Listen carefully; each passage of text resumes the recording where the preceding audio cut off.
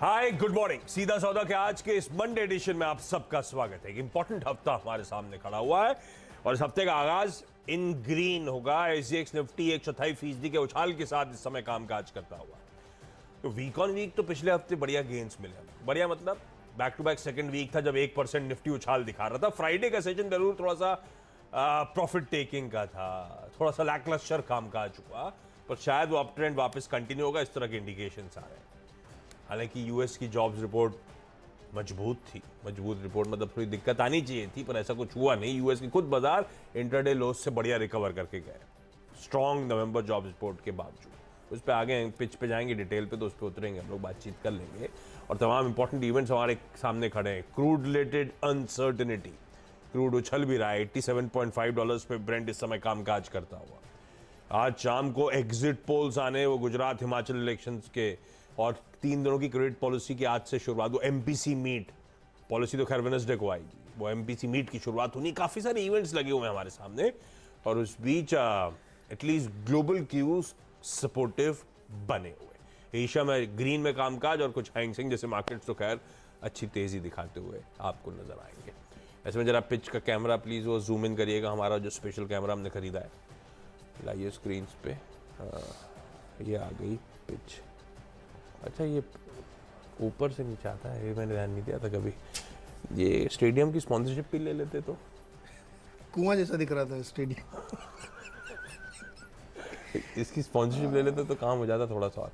लेकिन क्या लग रहा है पिच देख कर, देखिए एकदम धीरे धीरे घुमा रहे हैं आपके लिए। देखिए कैसी लग रही है? कितनी ड्राई पिच दिख रही है। जब ड्राई होती है तो उसमें क्रैक्स आने शुरू होते हैं।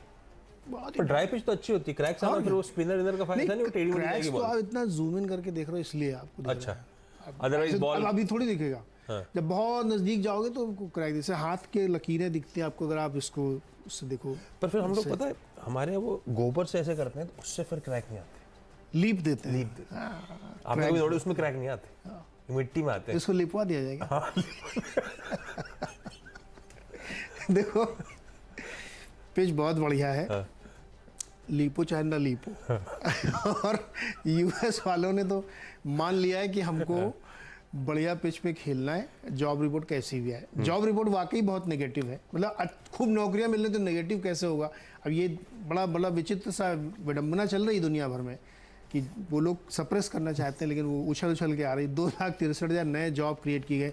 पूरे 2022 में 43 लाख नौकरियां क्रिएट की गई, और नौकरी के साथ साथ तनख्वाहें भी बहुत बढ़ रही हैं। शायद इसको पॉजिटिव इसलिए भी लेना चाहिए कि इतने एग्रेसिव स्टेप्स के बावजूद इकोनॉमी जस की तस खड़ी हुई है। क्या रेजिलिएंट इकोनॉमी है।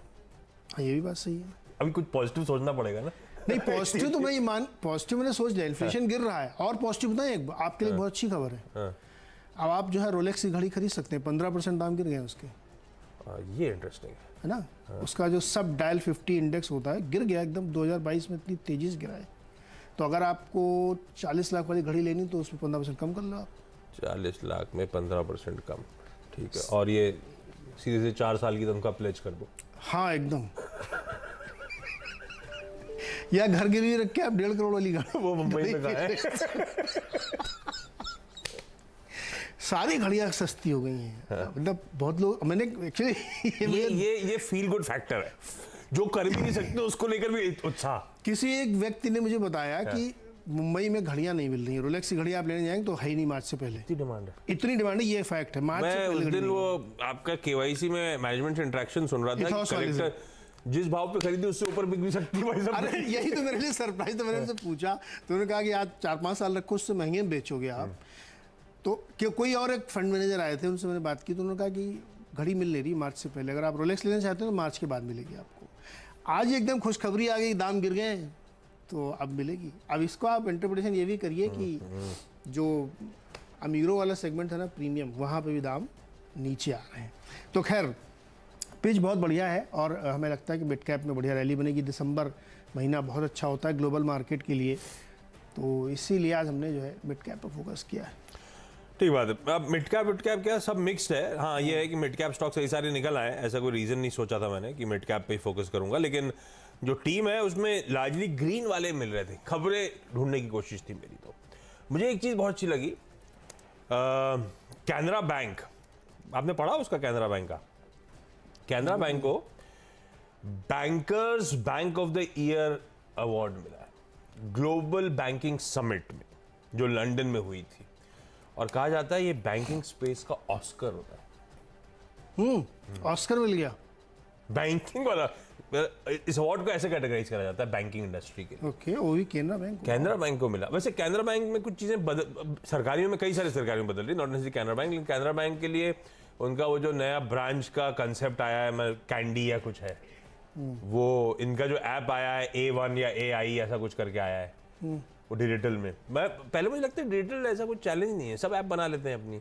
पर जब से मैंने एक बैंक का यूज करा और बाकियों के यूज करें, मैं लार्ज कैप की बात कर रहा हूँ, तब से समझ में आया कि डिजिटल इंटरफेस कितना इंपॉर्टेंट होता है, कितना कंफर्ट है उस बैंक के साथ जो हमारा सैलरी अकाउंट रखता है।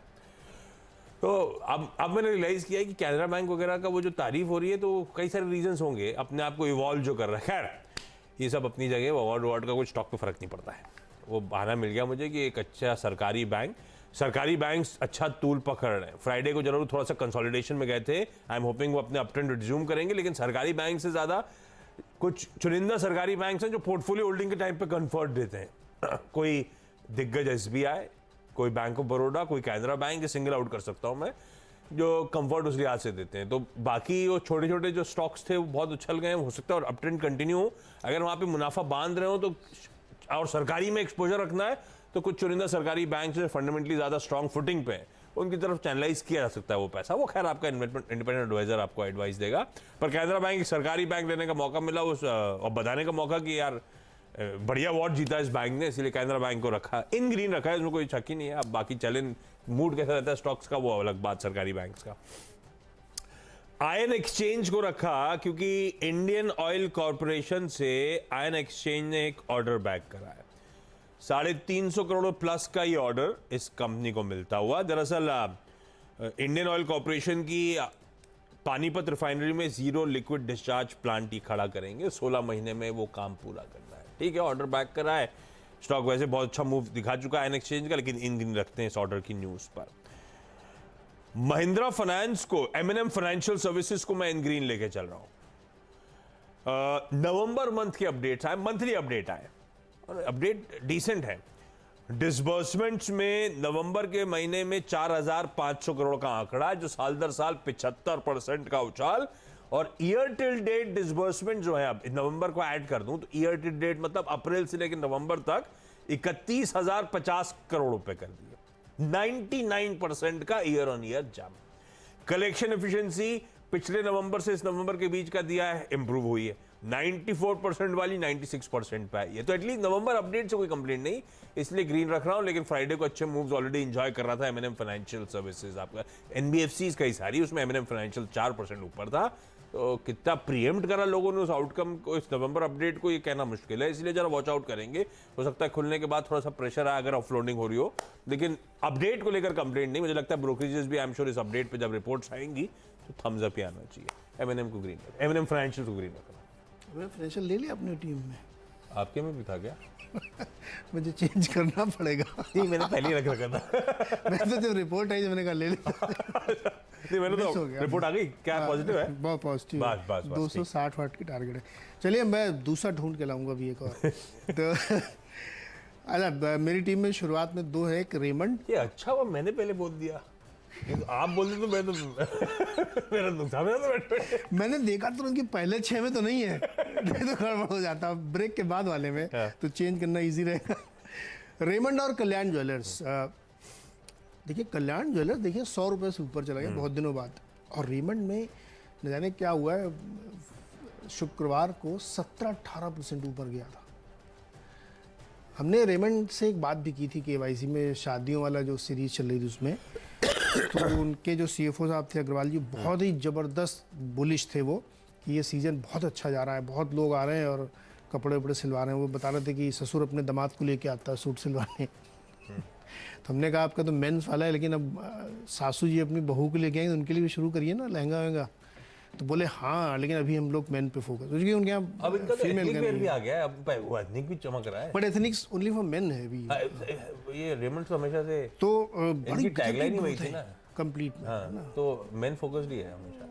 मैंने आइडिया दिया था, आजकल मैं बहुत लोगों को आइडिया देता हूँ, तो कुछ कुछ करो। मैंने वो जो अपने आते हैं वो कैलकाटा वाले, मैंने उनसे कहा, आप कैटरिंग क्यों नहीं शुरू करते हैं? नहीं करते क्या वो लोग? वो कह रहे हैं हम कैटरिंग करते हैं, टॉप अप कैटरिंग, मतलब कि किसी ने कहा कि मुझे वो कैलकाटा वाले, वो कैलकाटा नहीं, मतलब मेनलैंड चाइना वाला नूडल खाना है, तो वो केवल हम सप्लाई कर देंगे, पूरी अच्छा, कैटरिंग event नहीं को करते लेंगे हम हैं। अपने उसमें। तो हमने कहा ये पूरा इवेंट, पर क्लाउड किचन तो बड़े बड़े पैमाने पे खोल दिए इन्होंने। तो वो कह रहे थे कि हाँ ये बहुत अच्छा बिजनेस ग्रो कर रहा है, इस पर हम सोच क्लाउड किचन वाला, ये कैटरिंग वाला। कैटरिंग वाला, मैरिज कैटरिंग या इवेंट कैटरिंग, फिर थोड़ी देर बाद जब ये कर देंगे तो आप दे देना मैरिज गार्डन खोल लो अपना। रिजॉर्ट। गजब चलता है वैसे। क्या महंगे चलते हैं। एक अभी उन्होंने बताया था रॉयल आर्किड वाले होटल वाले, चंद्रपाल जी साहब। चंद्रपाल जी साहब ने, कि उनके यहाँ जो है ठीक ठाक शादी अगर आप करो 75-80 लाख रुपए बिल बनता है एक दिन का खाली। और वो प्रीमियम में नहीं आते, वो और जबकि वो प्रीमियम नहीं सेगमेंट है वो। हाँ, मैंने कहा कि 2-3-4 करोड़, मतलब वो वाला होटल नहीं है मेरे पास अभी इतना बड़ा कि हम 4 करोड़ बिल करें, लेकिन 75 लाख रुपए करते हैं, वो भी बारात आई, रुकी और अगले दिन चली गई, इतने के लिए। 75 लाख। अरे 75 लाख कुछ नहीं, उतने में तो एक रोलेक्स नहीं आती। अरे ये रोलेक्स कहाँ से आ गई आज सुबह? अरे रेमंड और कल्याण को देखो आप, क्या जबरदस्त तेजी है। और फेस्टिव सीजन, विंटर सीजन और शादियों का सीजन, और ये दोनों स्टॉक 50 कल ना रोलेक्स का एक काउंटर दिखाऊंगा आपको, दिखाओ। इन्वेस्टमेंट का एक और आइडिया कल सुबह मॉर्निंग कॉल में दिखाता हूँ, ठीक है। सो 52 वीक हाई पे खड़े हैं, इसलिए मैंने इनको लिया है। और तीसरा और बताया था वरुण बेवरेजेस भी, ये भी बहुत अच्छी रैली इसने दिखाई, और ये भी 52 हफ्ते की ऊंचाई पे। तो आज हमने मिड कैप पे खास फोकस, और जो खूब 52 वीक हाई पे है, क्योंकि वो वहाँ पे जाके गिरने की संभावना बहुत कम हो जाती है, तो मोमेंटम चेंज हो जाता है। प्लस मिड कैप में भी लगता है कि तो इसमें ध्यान देना चाहिए। तो 3 मेरे हो गए, अब बताओ। टायर कंपनी वैसे बहुत बहुत चल रही है, तो अब थोड़ा सा डाउटफुल हूँ मैं कि और कितना मूव आएगा। चल इसलिए रही थी, अब तक चल रही थी तो बाजार ने रीजन ढूंढा, रीजन निकल गया कि रबड़ की कीमतें गिर रही 2 साल के लोज पे, इसलिए चल रही होंगी। अब एक और खबर आ गई इंटरेस्टिंग सी। अब मुझे डाउट है कि रबर के लिए इतना चला है कि ये रिज्यूम भी करा था बाजार। अब ये खबर तो रिलीफ है। आपको याद होगा कंपटीशन कमीशन ऑफ इंडिया ने 5 टायर कंपनीज और इनकी जो ऑर्गेनाइजेशन है एटमा इन पे फाइन लगाया था। 1788 करोड़ का कंबाइंड फाइन था कंपनीज के ऊपर। एटमा का तो छोटा सा टोकन था, लेकिन कुल मिलाकर इस तरह का फाइन था कि इन्होंने कार्टलाइजेशन करा था और कार्टल बना के प्राइस वाइज बढ़ाए गए, है ना। तो एनसीएलटी ने फ्राइडे को या वीकेंड पे जब अपडेट आया है, बाजार बंद होने के बाद जो आया है, उसमें सीसीआई से कहा है कि भाई एक तो ये ऑर्डर वापस लीजिए, आप रिव्यू करिए अपनी पेनाल्टी और सारे कंपनीज को सुनिए पहले। Arithmetic errors, calculation errors, typo errors हैं सीसीआई की प्रोसीडिंग्स में, एनसीएलटी ये कह रहा है। बड़ा रिलीफ है इन सब कंपनीज के लिए। अब इसमें मैं बता देता हूँ सारे नाम, मैंने तो सिर्फ 2 ही चुने। मैंने जेके टायर्स और सीएट ले लिया, लेकिन अपोलो टायर्स पे 425 करोड़ की पेनल्टी, 622 करोड़ की एमआरएफ पे, 252 करोड़ की सीएट पे, 310 करोड़ की जेके टायर पे, वो आजकल पेनी हो गया है, बिरला टायर्स, उस पे भी 178 करोड़ की पेनल्टी थी, और एटमा पे 8.5 लाख रुपए के आसपास। इसलिए मैंने कहा टोकन था उनका, तो बाकी सब पेनल्टी, ये पेनल्टी अब ये रिव्यू पे जा रहा है, अब ये शायद पैसा देने की जरूरत नहीं है। और ये कंपनी वैसे हमेशा कह भी रही थी अलग अलग प्लेटफॉर्म्स पे कि ऑर्डर गलत है, ठीक है, रिलीफ मिलता हुआ। तो जेके टायर्स और सीएट को सिंगल आउट करा है, पर ये स्टॉक बहुत तेजी में, मुझे डर है कि इस तरह की इवेंट के समय प्रॉफिट टेकिंग ना है, तो आप वॉच आउट करिएगा स्क्रीन पे। हिंदुस्तान एरोनॉटिक्स को ग्रीन ले जा रहा हूं, हालांकि इसमें ये डेवलपमेंट था कि इनको टैक्स रिफंड ऑर्डर मिला है और मीनिंगफुल है, ब्याज का कंपोनेंट मिला दूं तो 428 करोड़ रुपए का रिफंड बढ़िया आता हो। और खैर बढ़िया कंपनी है, बोलने का बहाना मिल गया। HAL रेड आप रखिए। 6 हो गए ना। तो अच्छा, बाकी में जो वो आपके केनरा बैंक को जो अवार्ड मिला, ऑस्कर टाइप का अवार्ड मिला है, ऑस्कर टाइप का, हाँ। तो अब जो 2 हमारे छोटे बैंक हैं, इंडियन बैंक और पंजाब सिंध बैंक, इन्होंने कमाल कर रखा है। 52 वीक हाई पहुंच गए भाई साहब, तेजी बना के। तो जब इतना बड़ा अवार्ड मिल रहा है तो मतलब हम मान के चल रहे हैं कि शाहरुख को मिला है तो पूरी इंडस्ट्री के लिए फायदे की बात है। सब जोश में, अगली बार मैं भी कम्पीट करूंगा। तो इन 2 छोटे बैंक रखकर इतनी हाइस पे, मिड कैप में सरकारी बैंक चल रहे हैं, मतलब सब कुछ पॉजिटिव इनके लिए। तो ये 2 बैंक है। और चौथा अपना भेल, क्या जबरदस्त भेल, हम लोग ने चर्चा भी कर रहे थे, कितने शानदार रिटर्न उसने कमा के दिए हैं। अब तो कितना 90 के ऊपर ही ट्रेड कर रहा होगा। तो BHEL भी बिल्कुल 90 के ऊपर, 90 रुपये 55 पैसे, 6% गया। तो इसको भी दिया जा सकता है ध्यान। तो इसलिए सब focus with 52 week high mid cap momentum, यही है इसके पीछे कहानी, हम आपको बना बना के बता ही रहे हैं। चलिए एक छोटा सा ब्रेक लेते हैं, 6 स्टॉक हो गए, लौट के आएंगे तो अगले 4 स्टॉक बताएंगे। स्वागत है एक बार फिर से। डायरेक्टर साहब स्क्रीन पे दिखा दीजिए 7वां स्टॉक, क्योंकि मेरी मेल नहीं खुल रही इस समय, तो हम पढ़ नहीं पाएंगे। आप बताइए कौन सा, तो मैं ग्राफिक आपको बोल दूँगा। APL अपोलो ट्यूब्स, हाँ ये भी एक जो है 52 वीक हाई वाला मिड कैप स्टॉक है। लोहे के पाइप बनाते हैं ये, और काफ़ी तेज़ी इसमें देखने को मिली है। बीच में स्टॉक नरम पड़ा था, लेकिन अब फिर से एक रैली बनती हुई दिख रही। देखिए 5% ऊपर था फ्राइडे को, तो उसी थीम पे इसको भी लिया। इसके वाला अगला वाला स्टॉक दिखाइए, ICICI बैंक। हाँ ये इन्वेस्टर डे था कल, और उसकी रिपोर्ट्स आई है। जेफरीज ने दिया है 1150 रुपये का टारगेट, और मॉर्गन स्टैनली ने दिया है 1250 का टारगेट। और इनके जो अध्यक्ष हैं संदीप बख्शी जी, उन्होंने कहा कि उन्होंने अपने 37 साल के करियर में इतनी बेहतरीन क्रेडिट साइकिल, इतनी क्लीन बैलेंस शीट देखी नहीं।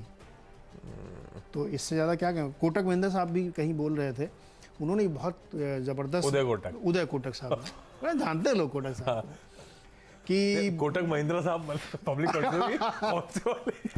तो उन्होंने भी कहा है कि बैंकिंग का जो इस वक्त का सिनेरियो बहुत पॉजिटिव है। तो ICICI बैंक रखिएगा। इसके बाद एक है संवर्धन मदरसन, वो नेगेटिव है, रेड में उसको रखा, क्योंकि उस पर भी एक रिपोर्ट आई है, और वो रिपोर्ट ये कहती है कि इन्होंने जो अपने वो रखे हैं टारगेट्स पूरी दुनिया में, पता नहीं कितना 2025 तक, हाँ 2025 तक $36 बिलियन का रेवेन्यू, ROC 40% की, C3X10 स्ट्रेटजी, सब उन्होंने कहा ये सब बहुत हाई एम्बिशियस टारगेट हैं। उनको शक है कि ये पूरे हो पाएंगे, तो इसलिए उन्होंने इसमें न्यूट्रल दे दिया। 68 रुपये का इसमें टारगेट रखा है। अब आप बताइए 10th स्टॉक कौन सा है? मन्नापुरम फाइनेंस। हाँ इस पे भी रिपोर्ट आई है। इस पे देखिए गोल्ड लोन वाली कंपनियों पे एक रिपोर्ट आई है मॉर्गन स्टैनली की, और इनका ये मानना है कि 150 रुपये का टारगेट हो सकता है इसका। और दोनों हैं मुथूट और मन्नापुरम इन बुलिश हैं। उनका मानना है कि गोल्ड लोन कंपनीज के लिए एक ही चैलेंज है कि बैंक्स जो गोल्ड लोन बांट रहे हैं वो बहुत एग्रेसिव हो गए हैं। तो इन वाली कंपनीज के लिए दिक्कत, अगर उनसे कम्पीट कर ले गए तो ये बहुत ऊपर जाएंगे, और गोल्ड के दाम बढ़ने से इनकी इन्वेंट्री वैल्यूएशन अपने आप बढ़ जाते हैं। तो ये इनके लिए अच्छी खबर है, तो ध्यान दिया जा सकता है। मन्नापुरम में 119-20 पे ट्रेड कर रहा है। भाई रियल एस्टेट बहुत मूव्स दिखा रहा है। आशियाना हाउसिंग ने वीकेंड पे बताया कि भाई इन्होंने एक जयपुर की कंपनी के साथ जॉइंट डेवलपमेंट एग्रीमेंट, मतलब उसकी ज़मीन ये प्रोजेक्ट डेवलप करेंगे रेवेन्यू शेयरिंग बेसिस पे, और 4 लाख स्क्वायर फीट का कुल सेलेबल एरिया होगा। रखिए इसको रडार पे ग्रीन। हर्षा इंजीनियर्स वैसे बहुत पिटा हुआ, रीसेंट लिस्टिंग पिटा हुआ स्टॉक है। इनकी नीदरलैंड सब्सिडरी को के मर्जर के अप्रूवल्स आते हुए वो स्क्रीन पे डिटेल्स आ जाएंगी आपकी। ONGC अनसर्टेनिटी के बीच में क्रूड बढ़िया कर रहा है, 87.5, 87 के नीचे छोड़ गए थे हम लोग फ्राइडे को, और अब ये $60 का यूरोपियन यूनियन का प्राइस कैप का अनाउंसमेंट। अनसर्टेनिटी कि रशिया दरअसल इस कैप के साथ यूरोपियन यूनियन और जो कुछ सिग्नेटरीज हैं उनको कच्चा तेल सप्लाई करेगा नहीं करेगा, उस अनसर्टेनिटी के बीच में प्लस चाइना ओपन अप हो रहा है, तो क्रूड अच्छा मूव्स दिखा रहा है। इसीलिए सिर्फ ONGC जो वैसे भी काफ़ी रेजिलियंस के साथ ऑफ लेट कामकाज कर रहा है, इसको ग्रीन लेके जा रहा हूँ। और लास्ट में एक दिग्गज सीमेंट प्लेयर, पर जैसे टायर स्टॉक्स बहुत चले हैं ना, इस सीमेंट्स ने भी अच्छे मूव्स ऑलरेडी दिखा रखे हैं। तो अल्ट्राटेक सीमेंट मेजर के साथ ही जा रहा हूँ, अदरवाइज JK सीमेंट को लेकर भी अपडेट्स है ऐसे ही केपेक्स रिलेटेड। अल्ट्राटेक सीमेंट कह रहा है कि इसकी 1.8 MTPA की ग्रीनफील्ड ग्राइंडिंग कैपेसिटी महाराष्ट्र के धूले में जो है वो कमीशन कर दी, प्लस इतनी क्वांटम की 1.8 MTPA की एक और ब्राउन फील्ड क्लिंकर फैसिलिटी है MP के धार में, दोनों कमीशन हो गई। और अब इस कंपनी की कुल कैपेसिटी जो है 119.45 MTPA पे पहुंचती हुई। पर ये सीमेंट एज अ स्पेस बढ़िया मूव्स ऑलरेडी डिलीवर कर रहे हैं। ये स्टॉक भी अच्छी तेजी दिखा रहा है, तो जरा देखेंगे, लेकिन खबर अच्छी इस स्टॉक के लिए। ब्रेक का समय मैं नीचे फ्लैश पढ़ रहा था, वो PM मोदी, वो आज वैसे सुबह सुबह वोट का मेरे ख्याल से 8 से 9 के बीच में कहा गया कि डालेंगे वोट। आज उनकी अहमदाबाद में वोट डालने के बाद फिर वो फ्लाइट उनकी है दिल्ली, क्योंकि दिल्ली में BJP कार्यकर्ताओं को संबोधित करना है उनको 1 बजे, ये आज उनका स्केड्यूल है। और उसके साथ साथ शाम को आज सब पता है मुझे। सब पता है। और शाम को आज वो बाकी अपोजिशन पार्टीज के साथ मुलाकात होनी है। G20 में हमारा एजेंडा हम कैसे ड्राइव करेंगे, क्या आयोजन करेंगे, उस सब पे। खैर वो फ्लैशेज नीचे चलते हुए ब्रेक ले रहा हूँ। ब्रेक के उस पर जब लौटेंगे तो इन टीम्स का जो 10 स्टॉक्स हाईलाइट करें उनका एक क्विक रैप अप लेके लौटेंगे।